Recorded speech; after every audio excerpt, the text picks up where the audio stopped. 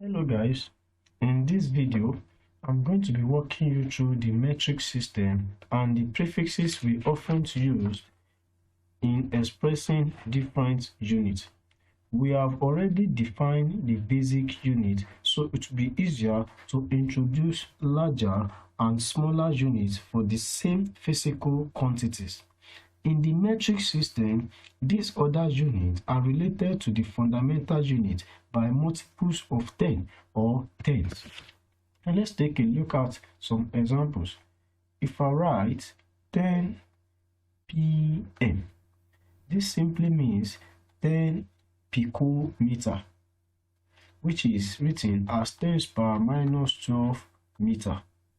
Here, the unit we have is meter, while the prefix, which is p, picometer, it is having a value of 10 raised power minus 12 as its value. So instead of us writing 10 exponential minus 12 meter, we can as well write it as 10 pm, which is 10 picometer. Let's take a look at another example.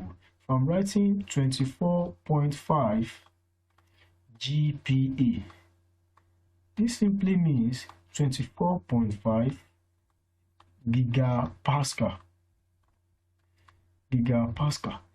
Instead of us writing, we have here the 10 raised power minus 9, which represents a larger value, while the metric prefix for 10 power 9 is G, capital letter G, and the unit involved is Pascal.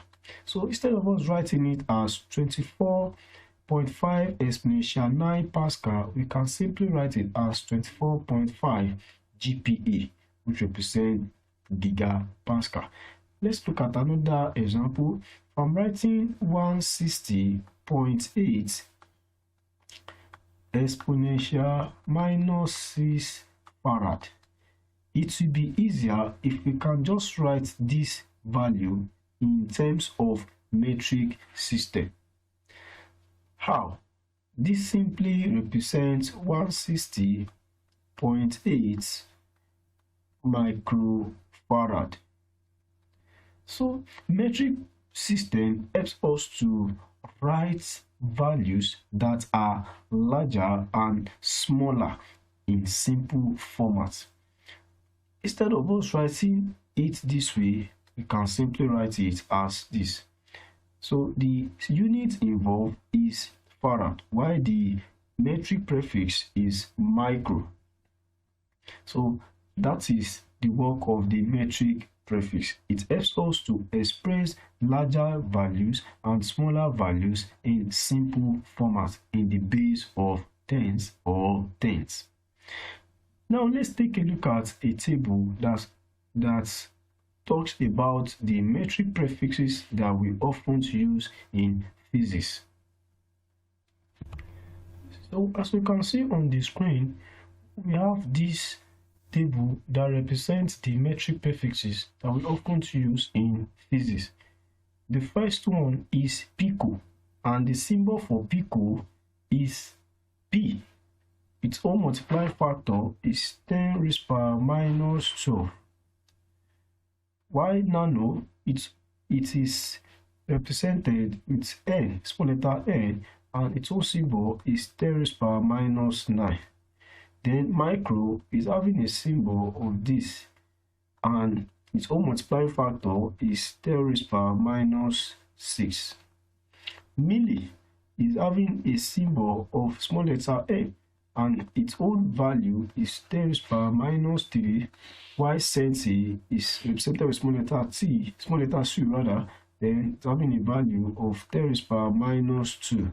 Deci, small letter D, and is represented with a value of 10 power minus 1. Then we move to higher values of kilo.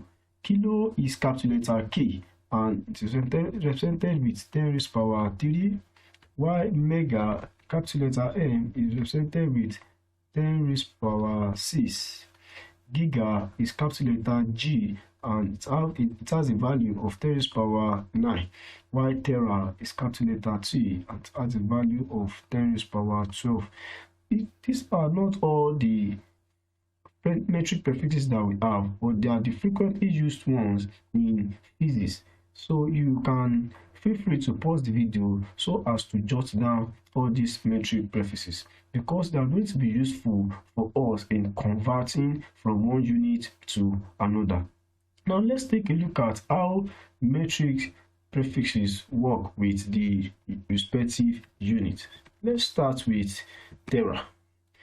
For example, change my ink. I'm having 218 terapascal. This simply means 218 tera is 10 power 12, and that will be times 10 power 12 with the unit which is pascal. So we have attached a metric prefix which is a metric prefix of T in this case to the unit which is pascal. As you can see here, this is a larger value, so in order for us to simplify it, we write it in metric prefix. Now let's look at another example. We have, I'm using from perspective of tera, we have 16 terameter. That means we can write it as 16 times 10 power 12 meter. Another example is we have 24.8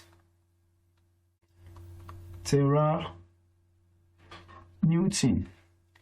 That means we can as well write it as 24.8 times 10 power 12 Newton. So what is this science behind this? We always attach a metric prefix to the unit involved. The unit here is Newton, while the metric prefix is tera.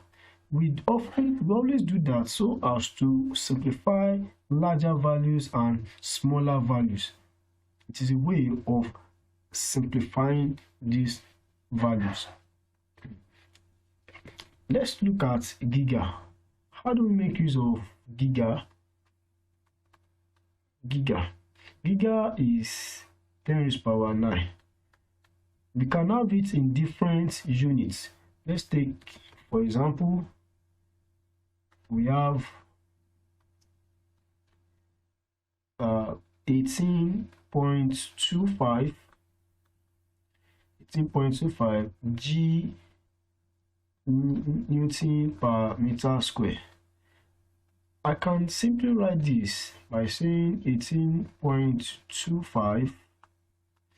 As we know that giga is 10 power 9, so I can write it as 10 power 9 Newton per meter square.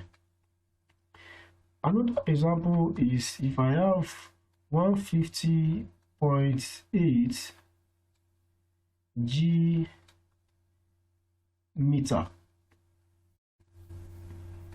That's to tell us that we are going to be having 150.8 exponential 9 meter, since that represents giga.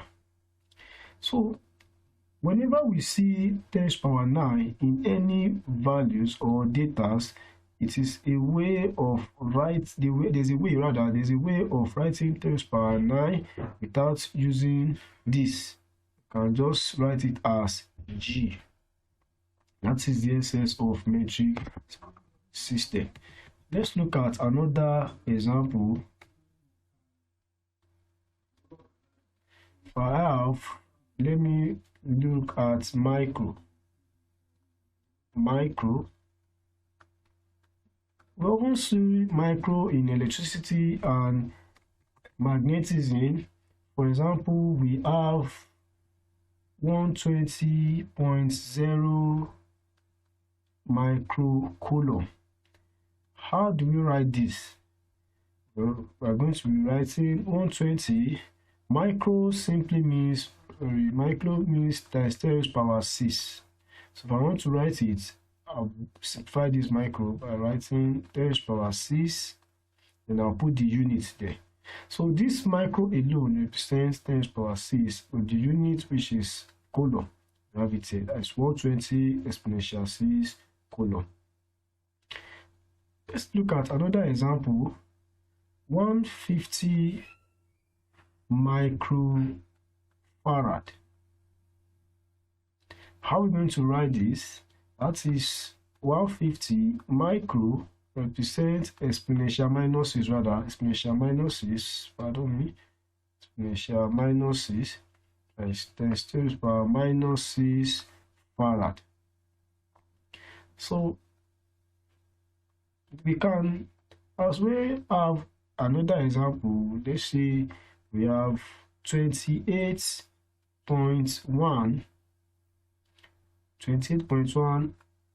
micrometer. Can I write it as 28.1 micro is 10 to the power minus 6. Then I'll put the unit which is meter. So metric prefixes are very useful in standardizing our values. Let's use another metric prefix, another metric prefix, which is number 4. We have milli. How does milli works? Milli, which is small letter m, and it is times 10 to the power minus 3. Sorry, let's write it this way. It's 10 to the power minus 3 meters. Sorry, minus 3.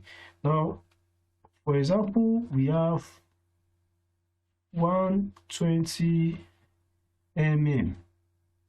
What does this mean? If I'm to pronounce this, I will call it 120 millimeter.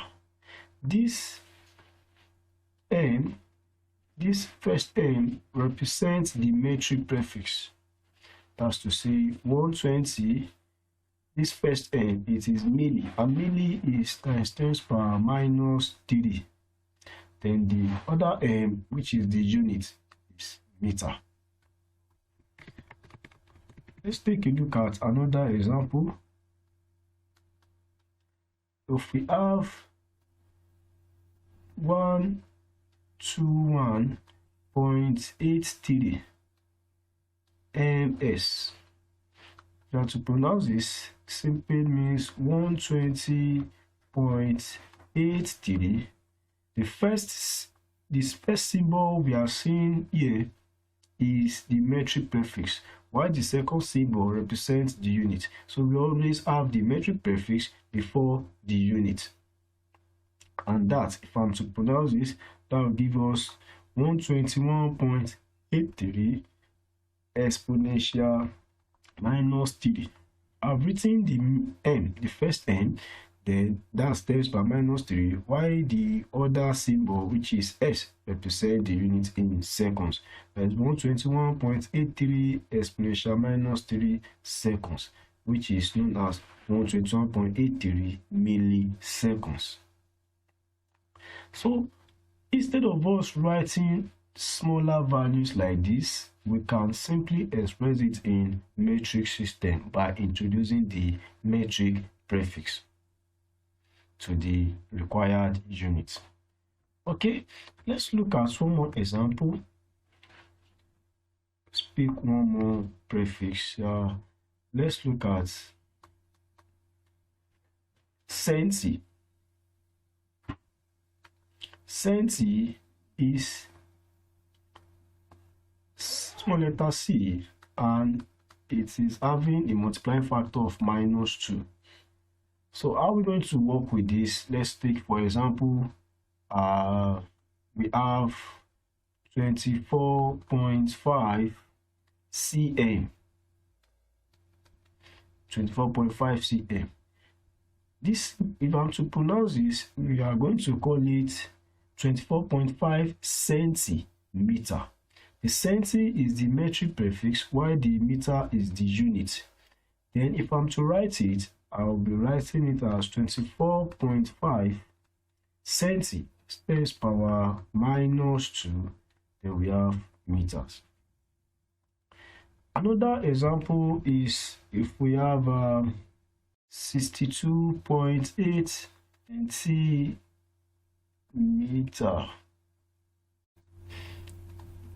That means we can write it as 62.8 exponential minus 2 meters.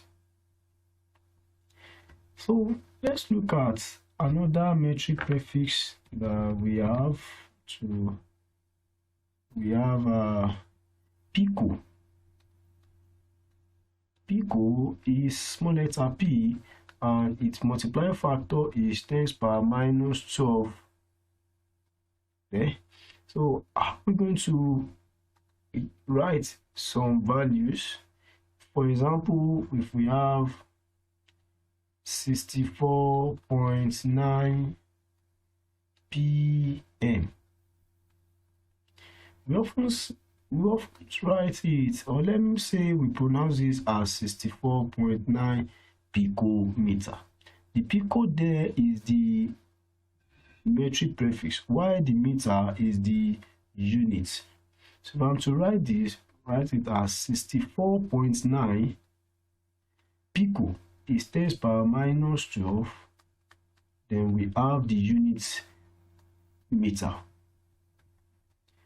Also, if we have 72.6 ps,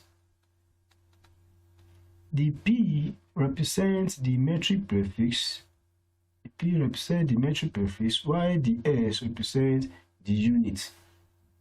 So if you have to write this, pronounce it as 72.6 picoseconds, and that will be written as 72.6 exponential minus 12 meter. The last one is nano. That's small letter n, and it is having a multiplying factor of minus 9. How are we going to do this? Let's use some examples to understand it. If I have 160 nm,